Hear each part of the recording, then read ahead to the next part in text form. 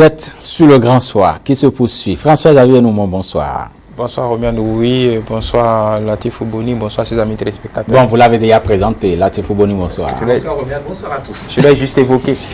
Bon, c'est un droit peut-être qui relève des droits humains. Nous en parlons avec vous. Soit 11e anniversaire donc de la déclaration universelle. Quelle subliminale transition. De la déclaration. Est-ce que vous pouvez me permettre c'est un chroniqueur, vous pouvez comprendre. De planter un peu le décor. C'est un chroniqueur. Bon, je comprends la joie qui l'anime. Bon, très bien. Et donc, son 11e anniversaire de la Déclaration universelle des droits de l'homme, nous parlons de la Journée internationale des droits humains aujourd'hui. Cette célébration depuis 1950, on s'en rappelle, les droits humains dans le monde. Quelle appréciation faites-vous, Latifou Boni? Dans le monde, je vais dire qu'il y a deux choses qui me marquent. La réalité sur le terrain, une réalité où une question se pose, c'est déjà le rapport de la société et ces droits-là. Donc le rapport des individus et les droits. Ça, c'est au bas niveau maintenant.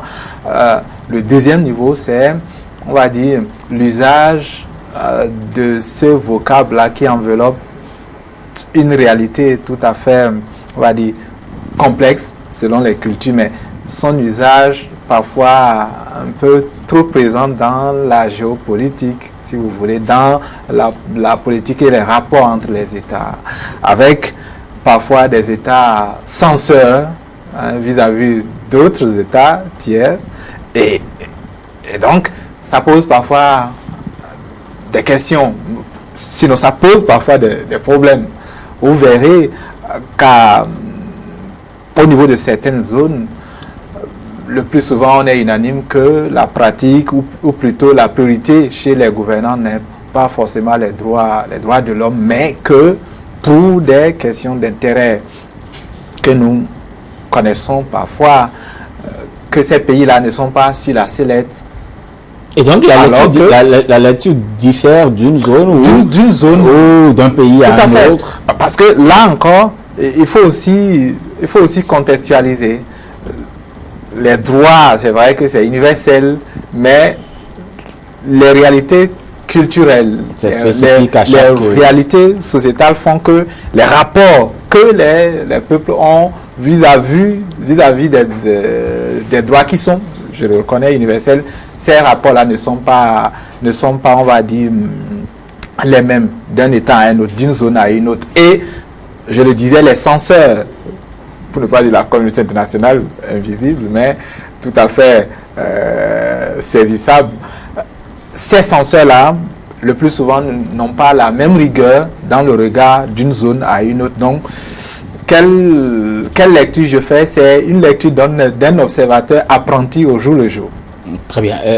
Est-ce que les regards que vous portez, François-Xavier Noumon, sur les droits humains en général dans le monde sont ceux de Latifou Boni qui estime que on peut apprécier peut-être le respect des droits humains quand on se retrouve peut-être en Occident, autre que celui qui se retrouve en Afrique, par exemple? Déjà, je pense que la lecture se situerait à deux niveaux principalement. Déjà, il faut admettre que c'est une réalité assez complexe. Et il y a une tendance à la simplification de ce qu'on met dans droit humain. Ce vocable, comme Latifou le dit, l'a évoqué, est utilisé et usé à toutes les sauces. Mais au premier niveau, c'est d'abord pour moi avant tout une affaire d'éducation, une affaire de maturité. Et ça peut effectivement présenter des variantes d'une société à une autre. Parce que nous avons commencé par dire tel pays où les démocraties, les grandes démocraties. Oui, je pense que cette façon de voir les choses est, on va dire, une réalité assez récente. Mais il faut déjà commencer par dire que, avant tout, c'est une affaire d'éducation, c'est une affaire de conscientisation. Il y a déjà un minimum sur lequel tout le monde peut s'entendre quand on parle de droits humains. Je pense que il y a le bon sens qui prévaut. Il n'y a pas de société de façon atavique moins avancés que les autres. Je pense que tout le monde a le minimum de bon sens pour apprécier, toutes les cultures ont le minimum de bon sens pour apprécier une base fondamentale, une base commune sur laquelle on peut laisser libre cours à l'expression libre de chaque être humain, arriver à contenter chaque être humain selon ses capacités, essayer de construire un environnement assez épanouissant pour tout être humain. Après, on est rentré, peut-être on va dire à l'après-guerre, même si je suis sûr que si on regarde un peu l'histoire, ça a toujours été d'actualité. Il y a eu une utilisation, comment on va dire, géostratégique de cette... le concept, c'est devenu un concept en temps. Le concept de droit de l'homme est devenu une arme, entre autres, qui ont, par exemple, sous-tendu le droit de décider, on appelle le droit d'ingérence, par exemple, dans les années 90 avec Bernard Kouchner, ça a commencé avec le Kosovo, ainsi de suite, le droit d'ingérence, c'est-à-dire qu'il y a des populations, des peuples de leur niveau de développement considèrent que voilà, tel autre peuple est en train de souffrir des mains d'un dictateur, et au nom du bon sens, au nom des droits de l'homme, nous avons le devoir de voler au secours de tel ou tel autre peuple. Le droit d'ingérence a eu le vent en poupe dans les années 90. Après, il y a eu quelques résistances à ça, mais on est toujours, aujourd'hui, il suffit de dire, pour jeter l'anathème sur un régime ou un autre, de sortir le concept des droits de l'homme, et vous êtes quelque peu dans la muise.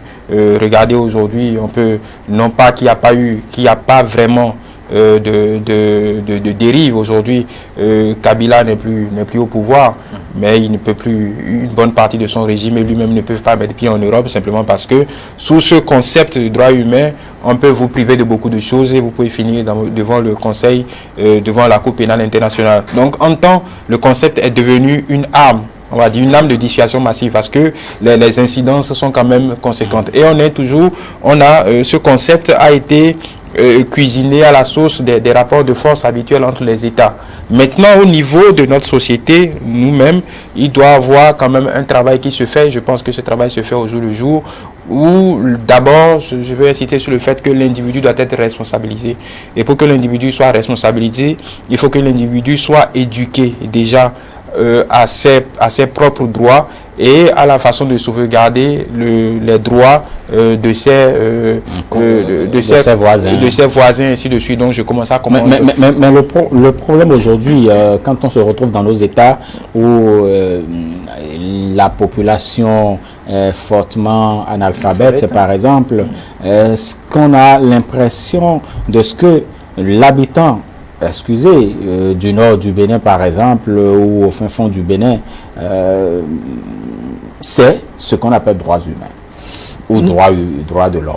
Non, déjà qu'il y avait un problème de culture et qu'ensuite vous évoquez à juste titre un déficit d'éducation, je pense qu'on est là dans deux mondes qui ne se côtoient pas. C'est-à-dire que l'analphabète, si vous voulez, celui qui n'a pas un niveau un peu élevé aujourd'hui, n'allez pas lui dire sa préoccupation, c'est pas les droits de l'homme, mais une fois encore, ça ne veut pas dire que c'est des gens, on va dire, moins droits que ceux qui savent ce dont il s'agit, parce qu'une fois encore, ce qui prime, c'est le bon sens, et c'est, je pense, le bon sens qui nous tient en cohésion plus que le respect ou la récitation des droits humains. Parce qu'en réalité aussi, quand vous les feuilletez, ils ne font que refléter en réalité la lumière du bon sens, si vous voulez. Donc, je pense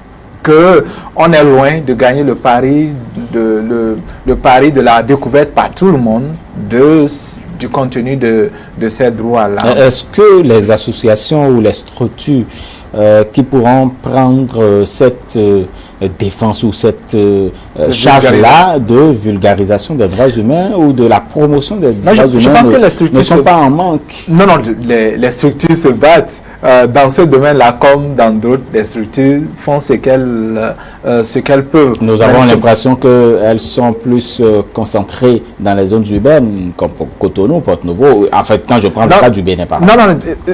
ne nous trompons pas. Ne nous trompons pas. C'est vrai que finalement aussi, on ne peut pas s'attendre à ce que les structures, les ONG, organismes qui soient nationaux ou internationaux, on ne peut pas s'attendre à ce qu'ils bougent tous nos trous. Quand je parle de trous, je parle par exemple de ce déficit au niveau de l'éducation. Et donc, il y a pas mal d'éléments là à combler, mais les questions de faim, d'alimentation, tout ce qu'il y a comme problème, les structures, les ONG ne peuvent pas combler. Ceci dit, les zones, on va dire éloignées, sont les mieux loties en matière d'organismes. Il y a pas mal de projets qui s'exécutent et tout ça. C'est vrai que dans nos contrées, on donne plus écho, on donne plus priorité aux ONG qui parfois quittent leur domaine pour parler politique. Ça, c'est ceux qui agissent n'ont même pas le temps d'être vus parce qu'ils sont dans les contrées où le besoin se fait sentir. Donc, ceci dit, l'éducation, les réparations liées aux droits humains, oui, les efforts se font, mais une fois encore, vous ne pouvez pas gagner cette bataille-là si vous ne gagnez pas la bataille d'un minimum d'éducation. Je pense que les efforts aujourd'hui entamés depuis un bon moment qui se poursuivent au niveau de l'éducation pourront demain peut-être faciliter la réussite de ce combat-là. Parce qu'une fois encore, il faut un minimum de seuil d'éducation pour qu'à un moment donné, ce débat-là soit sain. Parce que nous, plus qu'ailleurs, on a, pour parler des questions de droits humains, on fait pratiquement une transition culturelle. Il faut qu'on se le dise après aussi, peut-être pour que la médiation soit plus simple. On ne peut pas parler des droits humains là, comme ça, comme si on était parisien. C'est plus compliqué pour nous que d'où ces choses-là viennent. Alors, une fois encore, comme nous l'avons dit, c'est une question de bon sens. Il y a des différences, il y a des questions de différence de conception, mais mais aujourd'hui, avec cette célébration, la responsabilité est confiée désormais aux jeunes pour être des défenseurs des droits humains. Oui, je pense qu'il faut faire attention si vous regardez très bien ces dernières années, il y a une inflation de ce concept de droits humains. C'est cuisiné encore une fois même chez nous à toutes les sauces, et c'est ceux qui se mêlent, voilà, ceux qui se mêlent le plus de politique qu'on entend, et ça a tendance à occulter ces milliers de petites mains qui travaillent ici et là dans le plus grand anonymat à résorber certaines poches de pauvreté. Parce que souvent quand on parle de droits humains, on a la facilité d'évoquer la liberté d'aller et venir, la liberté d'expression, ainsi de suite.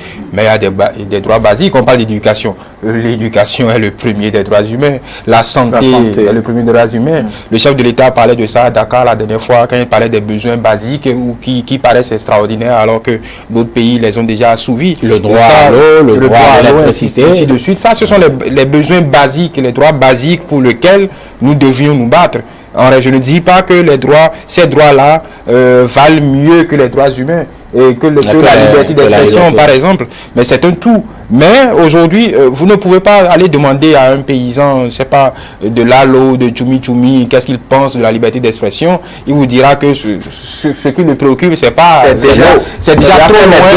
Chercher de l'eau. C'est l'eau. C'est déjà un peu trop loin de sa pratique quotidienne. C'est aller chercher de l'eau, à pouvoir avoir des voies de dessert pour écouler ces marchandises. Donc je pense que parfois, le prisme de la politique ou de l'engagement politique nous fait perdre de vue l'essentiel. Parce qu'il ne faut pas oublier qu'on est un pays pauvre et que ça veut dire de façon concrète, parce que les gens l'oublient aussi parfois, on parle d'un État comme si on était un pays extrêmement riche. Il suffit de mettre la main dans la caisse du trésor, de puiser dans le budget national pour résoudre tous nos problèmes. Une bonne partie de notre population est en dessous du seuil de pauvreté. Donc ça implique des besoins basiques. Oui. Et comme vous voyez, il faut contextualiser en fait. Il faut contextualiser. Je pense qu'il faut choisir la bonne bataille. La bonne bataille aujourd'hui, c'est l'eau potable, c'est l'électricité, ce sont les soins de santé, les infrastructures, l'éducation,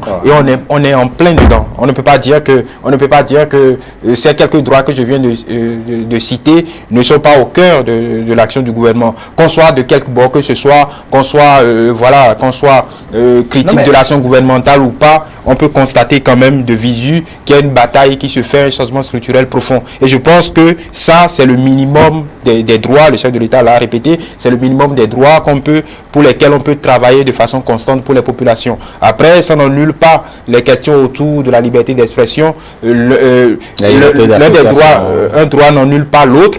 Mais encore une fois, quand on commence par parler de liberté d'expression, il faut là de suite préciser que ces droits spécifiques ne vont pas sans les devoirs qui vont avec. Parce qu'on oublie très souvent, on en parle parfois comme si on a droit à tout, parce que surtout on est en démocratie, donc c'est le droit de tout faire. Mais non, le droit va avec le devoir. Les deux sont concomitants. On ne peut pas évoquer l'un sans l'autre. Mais c'est plus facile quand même de parler de ces droits que d'évoquer ces devoirs. C'est vrai que François a parlé d'inflation et d'usage à la source si vous voulez, à la source des besoins et des positions. Mais en plus de ça, il faut quand même dire qu'il y a une certaine mercantilisation en réalité du thème. À la fois par certains organismes, non pas que je dénigre ce qu'ils font, les organismes, mais certains quand même mercantilisent ça parce que c'est vendable. C'est plus vendable, les droits humains. Oui, c'est vendable. C'est une filière. C'est une filière. C'est une filière et les chiffres parfois sont trafiqués et tout ça. Mais une fois encore, je ne dénigre pas ou je ne dénie pas aux organismes leurs efforts qui sont d'ailleurs des efforts tout à fait salutaires. Mais ceci dit, je pense qu'aujourd'hui, quand il s'agit de faire un débat, vous prenez un petit coin où il n'y a qu'une radio communautaire. Quand vous parlez de droits humains, vous n'aurez pas forcément, on va dire, l'audimat. Vous n'aurez pas des gens qui vont saisir. Par contre, si vous prenez les questions de droits humains sur le prisme des besoins, à savoir les questions d'eau, les questions d'assainissement, les questions d'éducation, si vous voulez, les questions de santé, ça, ce sont des droits, on va dire, sur lesquels, sans langage, on s'entend tous. Mais certains éléments spécifiques comme la liberté d'expression et tout ce qui nous fait parfois plus parler dans nos pays, ces éléments-là, vous avez peut-être moins de 30% de la population qui peuvent en réalité savoir de quoi vous parlez et en réalité s'intéresser à ça. Je veux dire, les intellectuels, ceux qui ont été à l'école, c'est moins de 30%, peut-être largement encore moins que ces chiffres-là. Donc, je pense effectivement qu'aujourd'hui, la jeunesse qui plus que n'importe quelle génération aujourd'hui voit les insuffisances de notre gouvernance, de la gouvernance de notre liberté, de notre démocratie, si vous voulez. Cette jeunesse-là aujourd'hui a le devoir de, plus que toutes les générations, revoir notre conception, notre rapport face à ces droits-là. Ce qui est plus mercantile, ce qui est plus, on va dire, ce qui nous attire plus n'est pas forcément l'essentiel. Et ça, il faut qu'on retourne peut-être notre fusil d'épaule pour pouvoir, comme le disait François, choisir les bons combats. Parce que si vous n'avez pas tous de l'eau facilement, si vous n'avez pas accès tous facilement aux espaces de vente, si vous n'avez pas tous la sécurité, vous ne pouvez pas tous parler de droits au même, c'est-à-dire avec la même tranquillité. Donc, je pense que l'essentiel, effectivement, d'abord, avant tout, c'est tout ce qu'on a déjà cité, mais mieux que ça, faire l'effort, à la fois les organismes, nous jeunes déjà, qui comprenons, aider ceux qui viennent derrière nous pour que l'écart, si vous voulez, le retard en termes de pourcentage en éducation puisse vraiment se combler légèrement pour que dans 15 ans, les questions de définition basique de ces droits-là soient quelque chose d'acquis naturellement pour que ça ne soit pas laissé seulement aux initiés. Très bien. Droit prioritaire. Y a-t-il des droits prioritaires? Non, je ne pense pas qu'il faudrait pas classer. Je pense qu'on ne devrait pas s'adonner à une classification des droits. Encore faut-il que il faut absolument, pour des pays comme les nôtres, pour une génération comme les nôtres, être le plus possible pragmatique. Encore une fois, vous ne pouvez pas être dans les zones urbaines. Je ne dis pas qu'ailleurs, on ne parle pas, dans nos contrées les plus reculées, on ne parle pas de liberté d'expression.